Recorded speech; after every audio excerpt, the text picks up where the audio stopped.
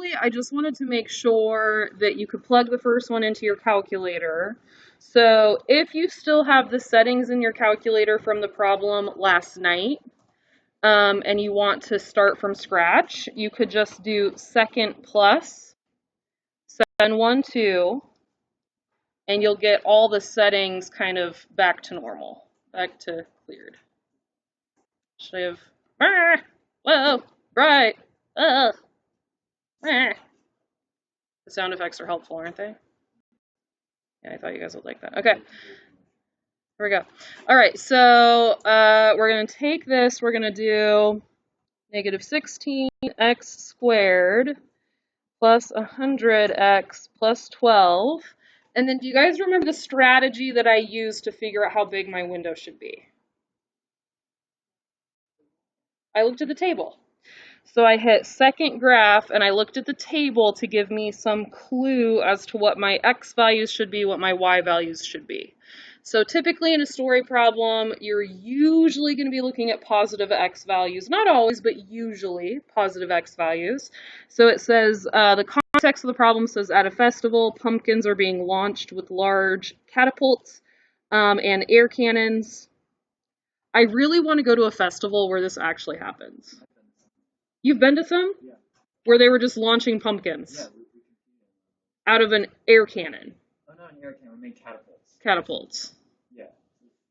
Okay, a cannon. Ridiculously large. A cannon would be like over the top. I'd be like, what? It's probably Boy Scout camp. They do crazy things. Oh, yeah. Like for real. They'd be the type. I went to like a retreat center once where they had Boy Scouts there, and they were like, want to burn this picnic table with us? And I was like, is that just like what you guys do? Boy Scouts are just a different breed of people. Yeah, that's what I learned. They were trying to impress us, and I was like, oh, we're so pretty that you burn picnic tables. Okay. All right, on one launch, the height of the pumpkin and feet above the ground after t seconds. So the x value is seconds, which is why you're only going to have positive values, right? You don't have like negative 5 seconds, you only have like positive values. And then your y value is feet. So you're also not going to have negatives there because you're not launching the pumpkin into the ground. Although you for sure could, but we're not going to. You see how we have positives? Positives make sense. Okay. So this is going to tell us how big our window should be. So our normal window goes from negative 10 to 10. So it looks like 10 is still pretty good for the x values.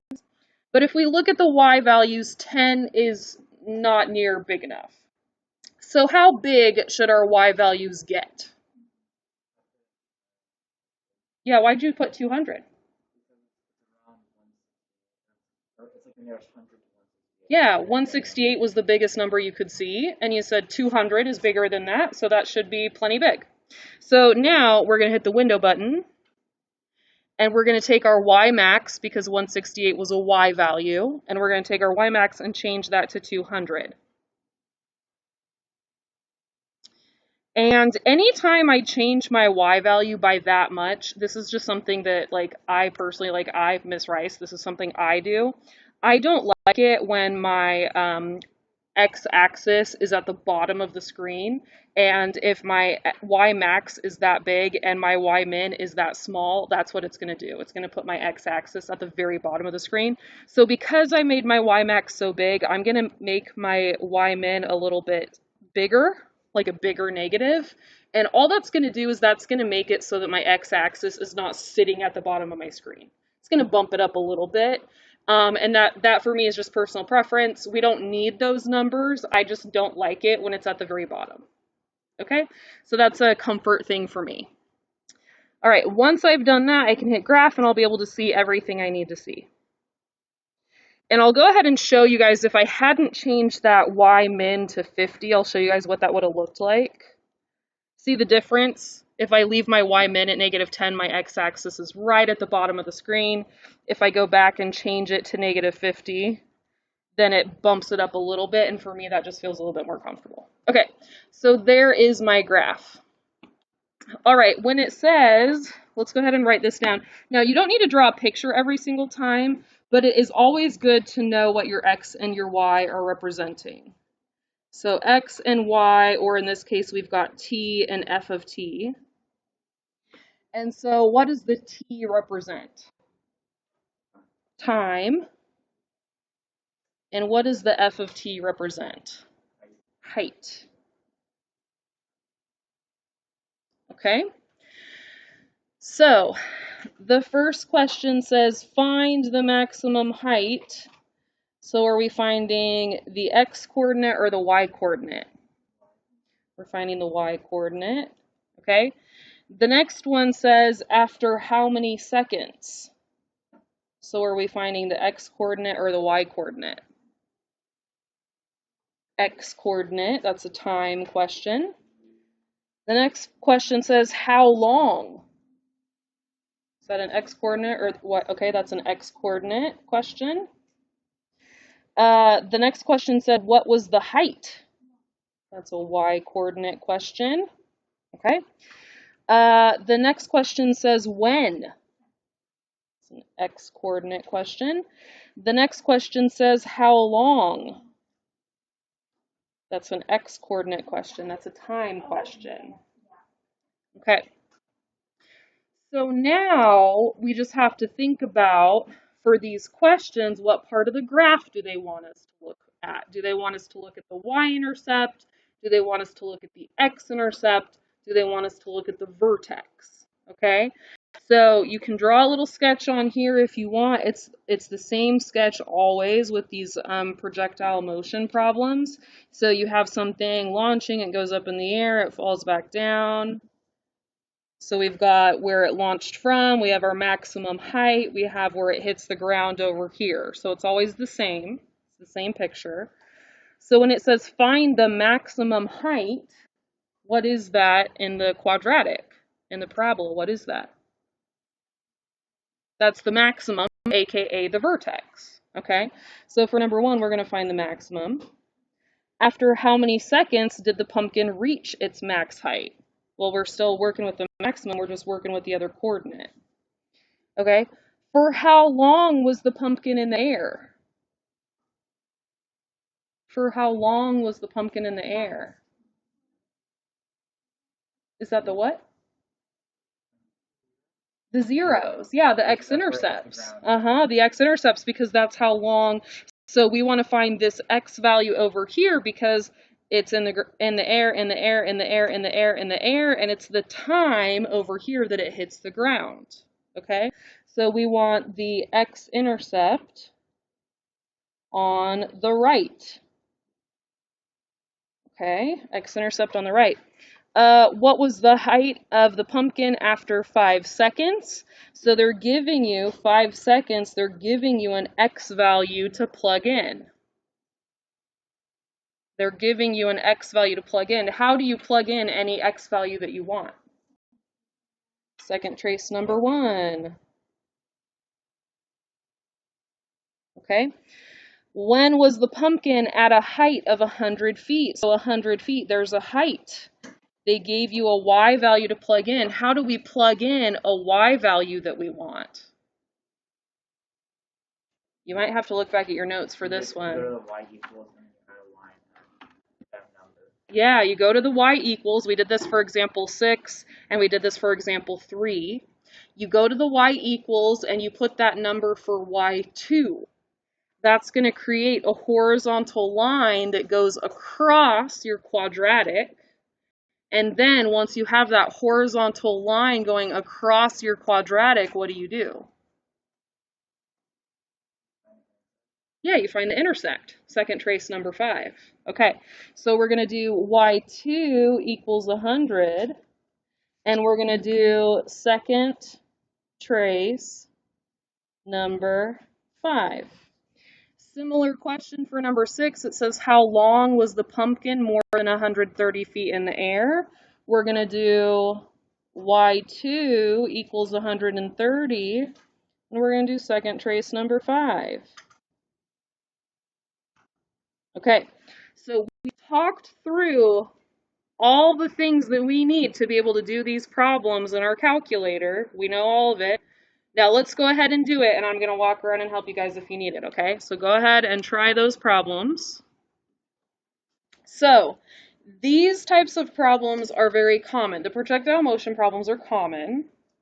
I believe you'd seen them before in Math 2, maybe, but you had done them by hand before. So now you've seen what it's like to do them with a calculator when you don't have to like do all the computations by hand, you just do it quickly. So these problems, this context is really common also in Math 3, and it's volume. And for whatever reason, they have decided that when you do the volume of a box, you have to create the box yourself from a single sheet of cardboard or a single sheet of cardstock or construction paper or whatever. So I'm going to show you guys kind of how they create it, okay? So for this problem, we are going to create a box from a single sheet of cardstock. It's only hole punch because I keep it in my binder because I use the same sheet every year, okay? So we have a single sheet of cardstock. We're going to pretend the units are wrong, okay, because clearly this is in inches that are bigger, but we're going to pretend that this cardstock measures 8 centimeters by 12 centimeters, okay? That is not the actual measurements, we're just going to pretend, okay? So this is a piece of cardstock that is 8 centimeters by 12 centimeters, and we're going to go ahead and draw that on our notes. So let's do that. They do it without a top. It changes the whole problem if you have a top, and they usually do it without one. So we're going to draw this, and we're going to show, I'm going to say 8 and 12. Okay. And I'm going to write centimeters and centimeters. Okay.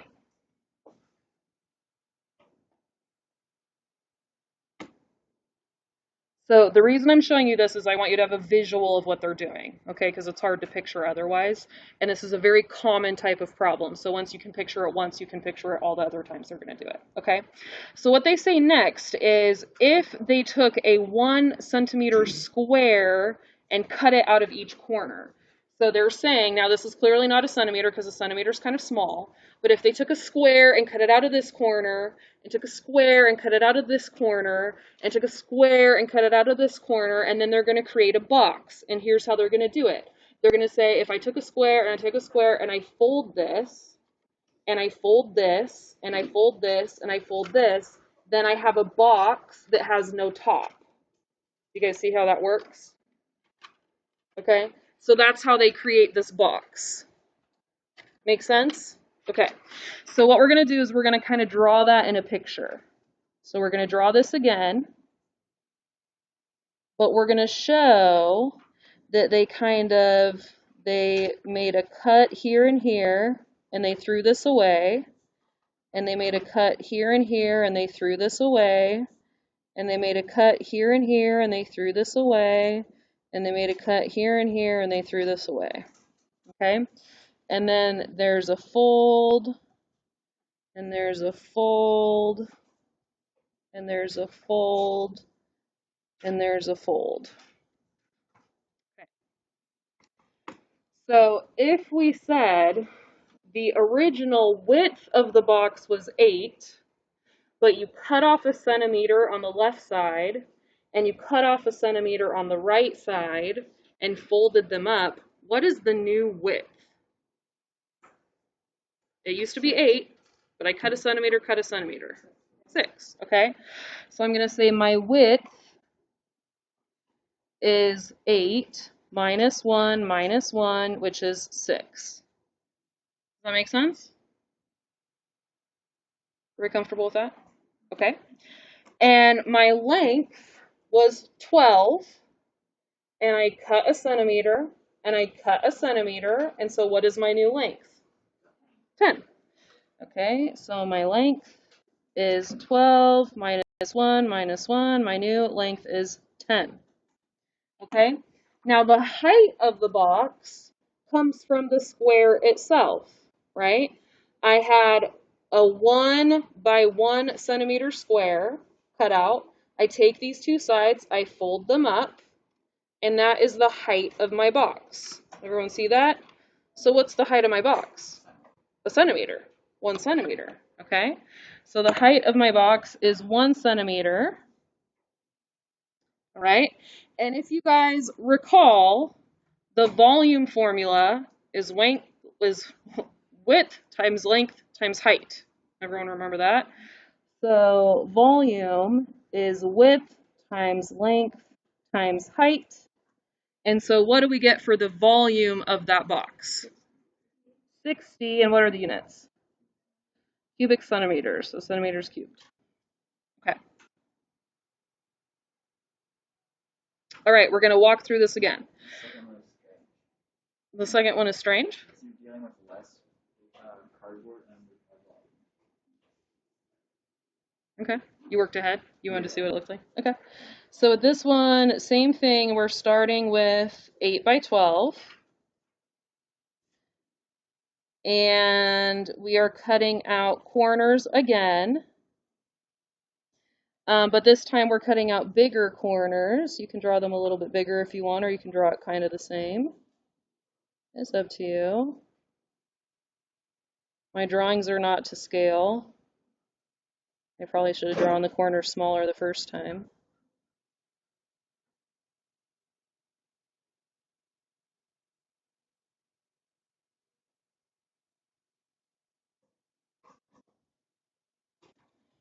Okay, so if the width was 8, and I cut off 2 centimeters, and I cut off 2 centimeters, what's the new width?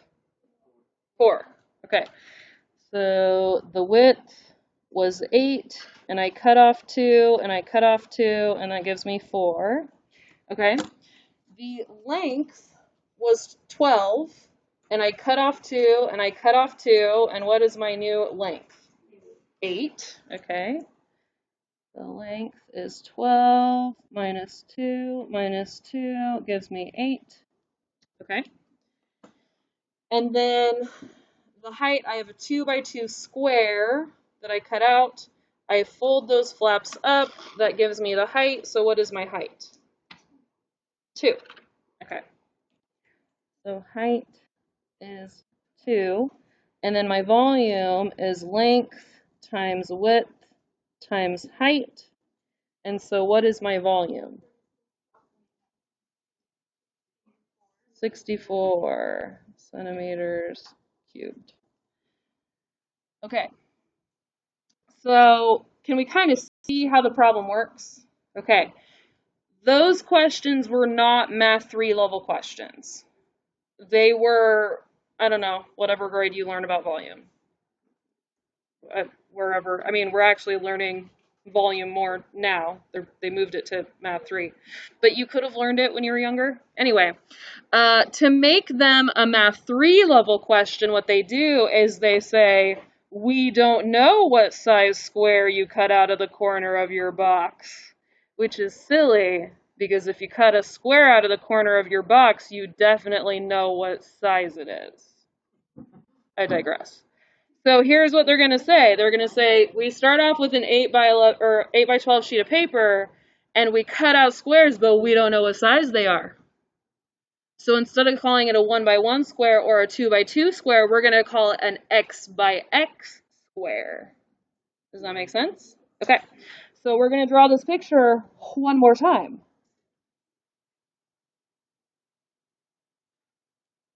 So, and if I wanted to, I could go back and label this. I could say, like, this is a 1 by 1 square. This is a 2 by 2 square that I was cutting out. And then this time, my labels would show that I don't know what size it is.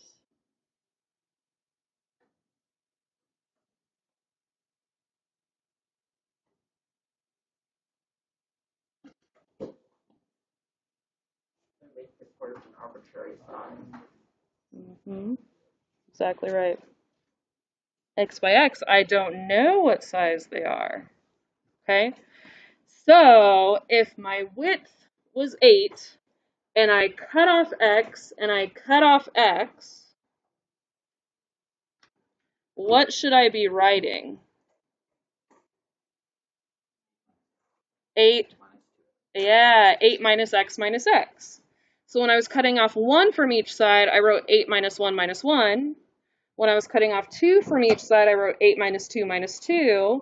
So when I'm cutting off X from each side, I'm going to write 8 minus X, which is 8 minus 2X. So it's been pretty consistent. You just subtract 2 of whatever size square you have. And it's that way every time. Okay, now the length. The length was originally 12.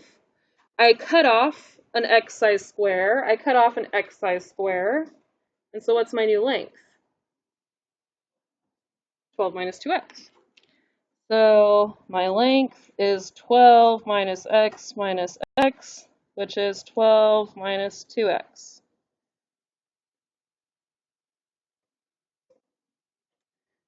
Okay, and then I have an x by x square. I fold up those flaps, I make the height. So what is the height of the box? It is x, yeah. No, because we are lazy. Okay, so now for our v of x, so for our function that is the volume that is a function written in terms of x, volume in terms of x, it's going to be length times width times height. It doesn't matter which order you put them, so I just put them in the order that I have them written. So 8 minus 2x, 12 minus 2x times x. And if you didn't hear it, Ellie had asked me, do we have to FOIL this out? Not unless they ask you to. So if they say, find the standard form of the volume equation, then I have to FOIL it out because that's what standard form means. If all they say is express the volume of the box as a function, blah, blah, blah, they just said express it. They didn't tell me how they wanted me to express it. They just said express it. And I did. I did that. So we're good. The calculator can handle this not foiled. So I'm going to leave it like this, okay? So I have my width, my length, and my height. I've got everything that I need written right here. So let's write down what the x value means and what the y value means so that we can keep track. So the x value is the size of the square, size of cut out square. The x value is the size of the cut out square. And then the y value, aka v of x, is the volume that you get as a result. When you cut out that square and fold up the sides and make the box, then that's the volume that you get.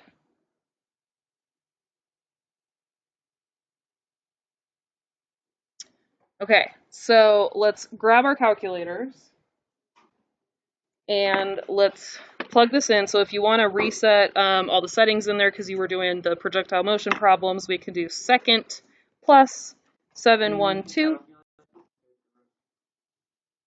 Huh? Oh, yes.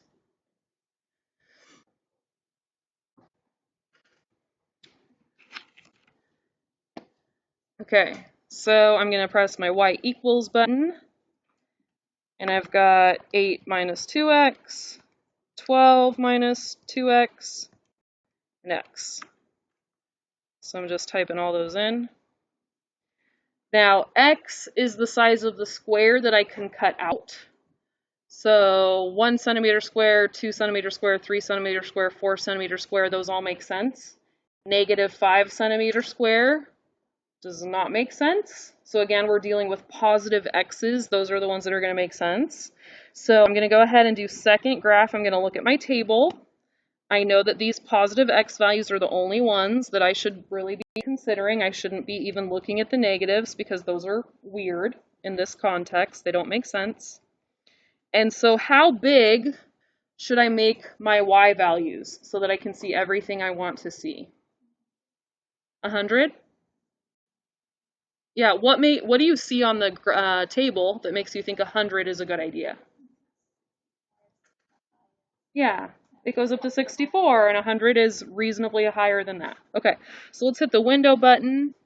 Let's take our y max and put 100 there, and then we can hit graph. There we go. Okay, so it says, what is the volume? So all three of these questions say, what is the volume? What is the volume? What is the volume? So what answer are we looking for? X coordinate or Y coordinate? the y coordinate, okay? Y coordinate, y coordinate, y coordinate. And then what information are they giving us? Things to plug in for x. So they're telling us an x value to plug in for all of these. And so what can we do with the calculator to plug those values in? Yeah, so second trace number 1 is going to work for all of those. So I'm going to write that in my notes because these are my notes, so having more detail written is always helpful. Second trace number 1 allows me to plug in whatever x value I want. So second trace number 1, 1.25.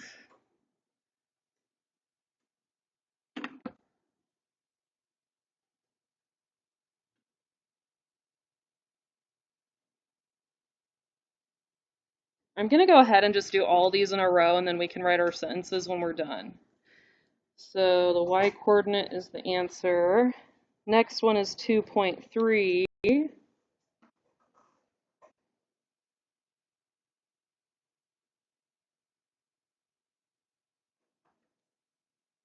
And then the next one is 4.5.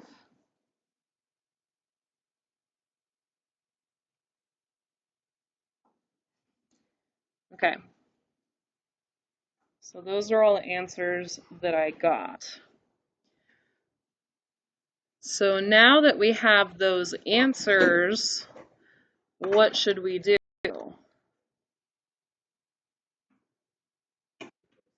Write a sentence. All right. If a 1.25 centimeter square is cut out,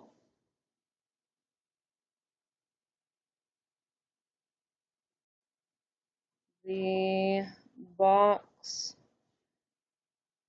has a volume of 65.313 centimeters cubed. If a 2.3 centimeter square is cut out, the box has a volume of 57.868 centimeters cubed.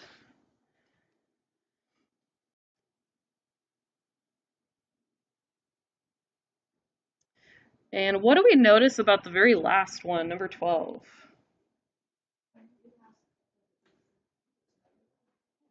It's a negative volume. Doesn't make sense. Why would a 4.5, if the sides are 8 and 12? Oh, you can't cut 4.5 off of both sides. You could do it from one side only, and then you won't have enough room to cut it off the other side. Because 4.5 and 4.5 makes 9, which is bigger than 8. Okay. Yeah, the dimensions of the square are too big to cut it from each corner. Okay.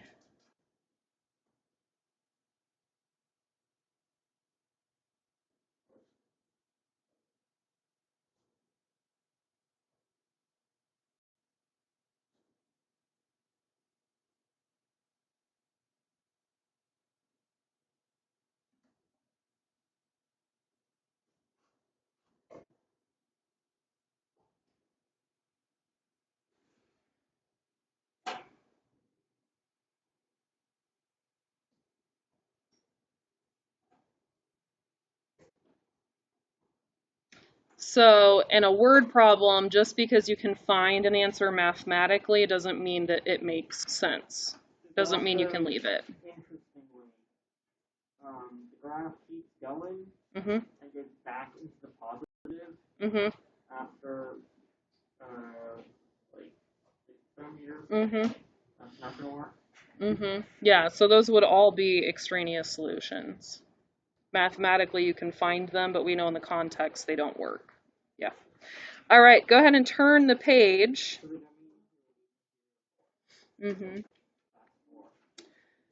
For not even 4, though. You can't cut a 4-inch square out of the corners, because then you'd have no height. Yeah. Yeah. Yeah. For what size square is the volume the largest? Okay, looking at the picture. For what size square? Okay, it says for what size square, so what are we trying to find? For what size square? Is that the x value or the y value? X value. We're looking for the x value. For what size square is the volume the largest? And then what are the dimensions of the box with that largest volume? And then what is the largest volume? So they want us to find what is the largest volume. That's the y value. And then what are the dimensions? What are the dimensions means plug x in to the width, length, height. Okay. So this question has us doing a lot of different things. But where on the graph do we see the largest volume? Is it at infinity? Because we just talked about down here, this dip down here, these are extraneous solutions. Anything past this is extraneous solutions. So of our plausible solutions, where's the maximum volume going to be? It's at the maximum. Yeah, it's going to be right up here. So we're going to do second trace number 4. You said it's 67?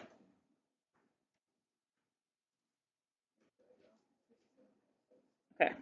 So I'm going to write this down, what I just did. Second trace number 4.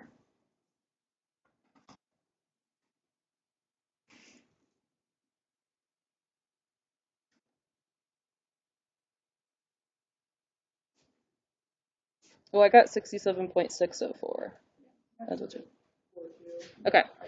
Now, I'm going to show you guys something cool. So everybody needs this up on their calculator screens. Does everyone have this up? Everyone? Yes? Yes? Okay.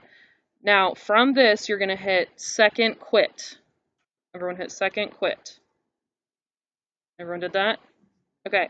Now, everyone hit the X button and press enter. Ooh, so what just happened?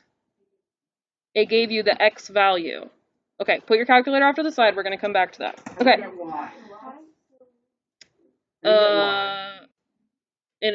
I can show you in a minute. Okay, I'll show you in a minute. Okay. For what size square is the volume the largest? Are you guys ready to start answering our questions? Okay. The volume is the largest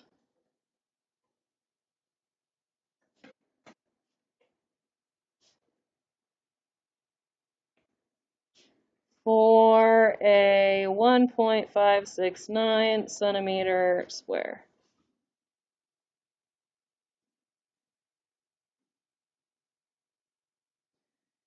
Okay, we remember, what'd you say? The way you write in the why is there a hyphen? This comes from English class.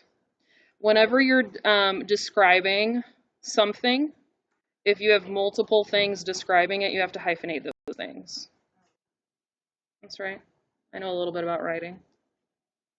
So if you were like, I can't think of an example.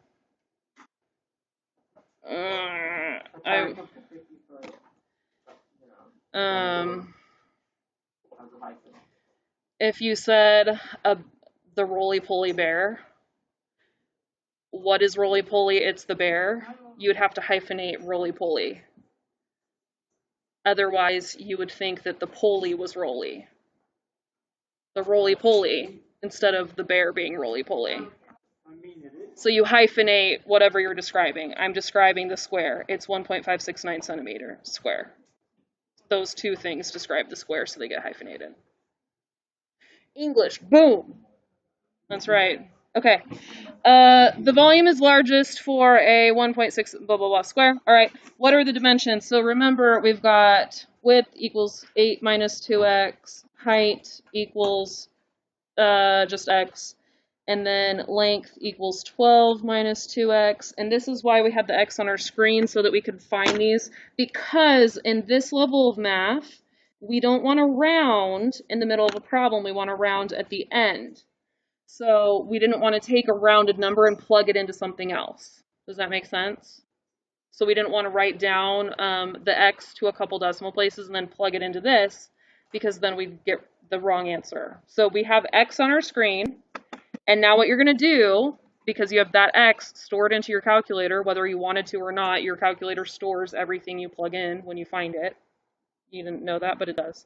So now I'm going to type 8 minus 2x, and that's my width, 4.861. My height I already know because that was just x, so that's 1.569. And then my length is 12 minus 2x. So that's 8.861.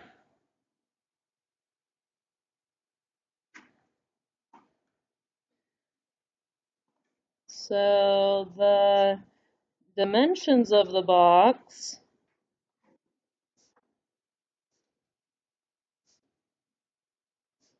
are, and I'm okay if you don't put which is which dimension, so I'm just going to put 4.861 centimeters by 1.569 centimeters by 8.861 centimeters for a volume of 67.604 centimeters cubed. Okay. Now, those of you who were salty that the x value saved and the y value did not save, here's how you could get the y value on your calculator screen. If you type alpha trace, Alpha 1. Alpha 1.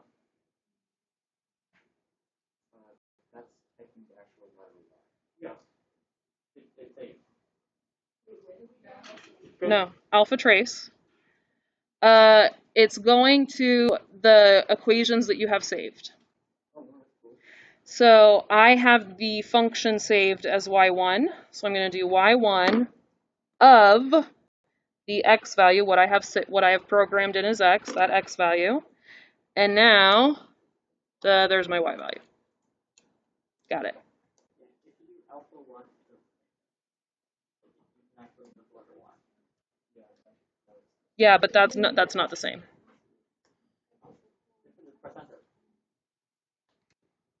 Oh. Well, now I know. I did not know that. I didn't know it saved both. That's actually really handy. No, I thought that was just used for like spelling out stuff. No. No, your calculator did not give you. Your calculator gave you letters to store numbers. Yes.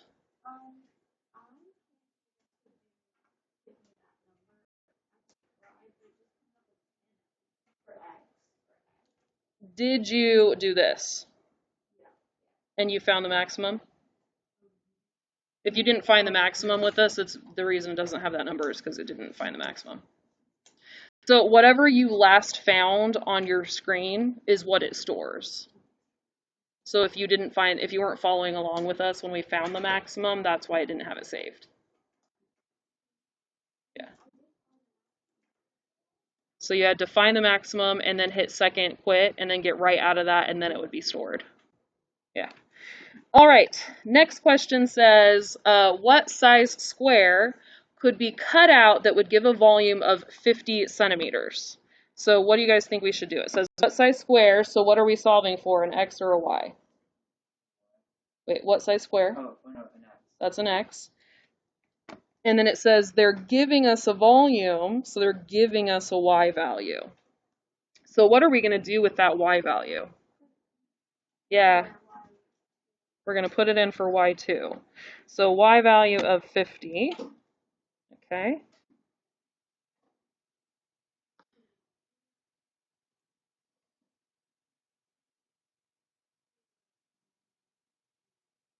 Okay, so how many options do we have? How many plausible options do we have?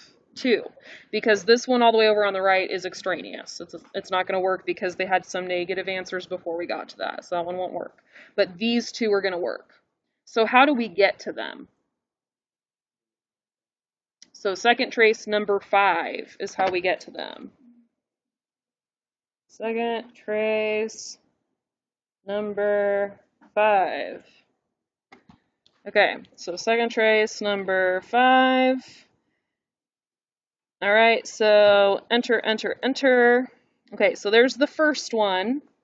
Now, I'm not going to make you write a sentence on this one because it would be tedious, and I am not a total jerk. So I'm just going to write out the first point. 0.723, 50. And then we're going to write out the width, the height, sorry, the width, the length, the height for this one.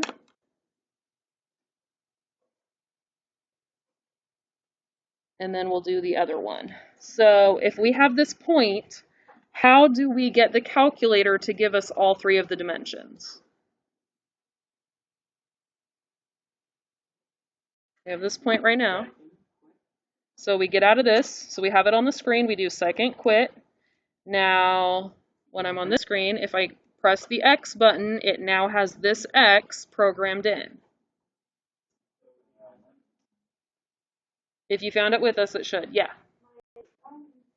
I accidentally cleared all my Y's, and when I type it back in, it's not working when I press graph. And it's because the X is plugged into the last one. It just covers it up for you. You can clear the whole memory and start over if you want. So that's, how do I do that? Second plus 712. And then our window, we just put y max to 100. Yeah. Okay, so our width was 8 minus 2x. So once we have our x value, we're going to do 8 minus 2x.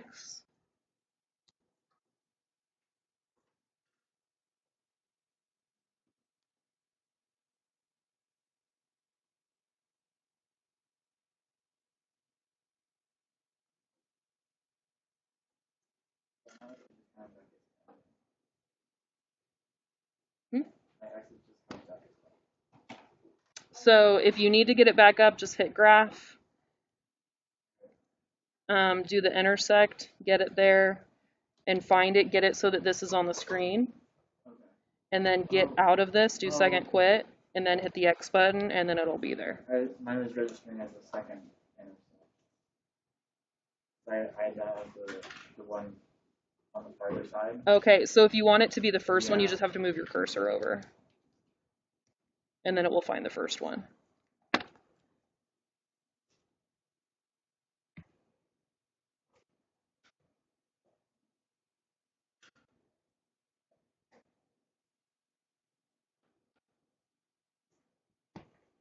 Was everyone able to get those answers? Okay. And then once we've gotten the first set of answers, to get the second set of answers, we just have to do second trace number 5, and then take the cursor and move the cursor so that it's closer to the second intersection than the first. Doesn't have to be right on it, just has to be closer. And then enter, enter, enter. 2.584.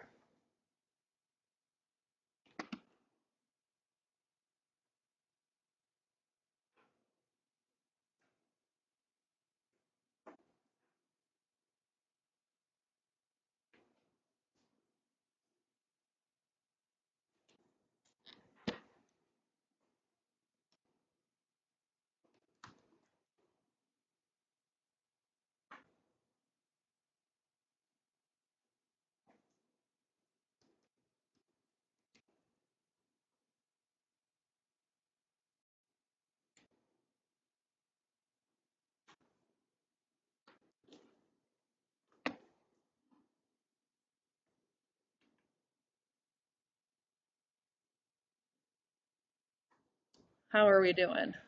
We getting them okay?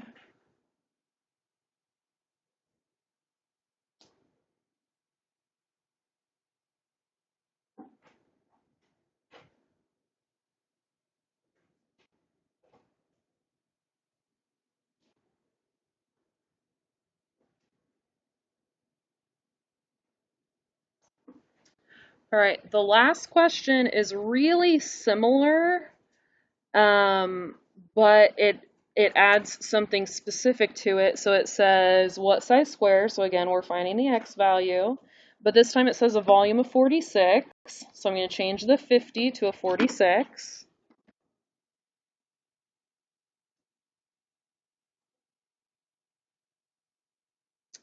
And then on top of that, it says, let's minimize waste. So when we think about, we have this, we cut out the squares, we fold up the flaps, there's our box. When I cut out the squares, I take this square and I throw it away. That's my waste. So if I want to minimize the waste, what's my goal? Smallest squares possible. Okay, so if I have two of these intersections, because I can't use this one, right? This one is extraneous.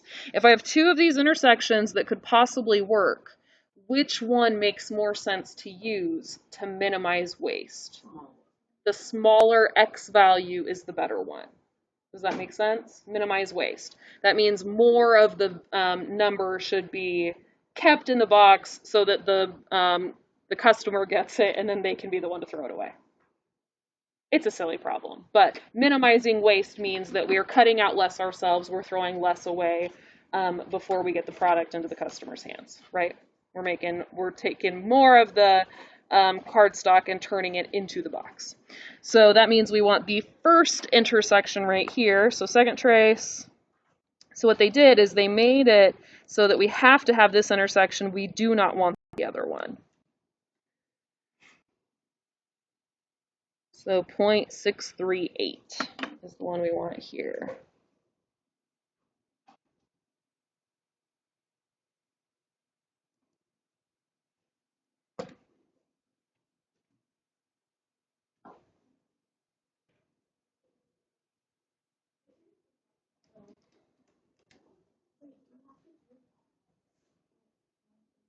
Oh, you don't have to do it because it only says what size square.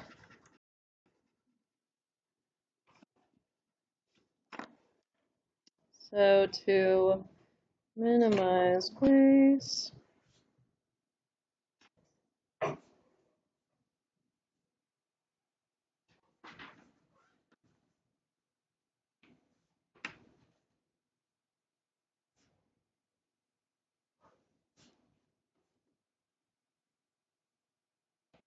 Okay. Sorry. I was looking at I had started typing them in to get the width and the length and the height, and I was looking at my width that I got. There we go.